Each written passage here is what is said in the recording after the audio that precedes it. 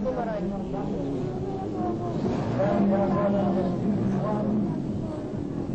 Palagi ka nung mananalo. As in, sunod yung mga wins mo. Anong training niyo po sa kanya? Bali, pag nagpa-practice kami, may system, bali, 3 beses sa isang linggo, tapos may unlimited oras, mga 5 sets na practice, 10 laps yun per practice. Anong edad niya yung kailan siya unang nag-start sa motocross? Una ko sa tinuruan mag-motor, 3.5 years old.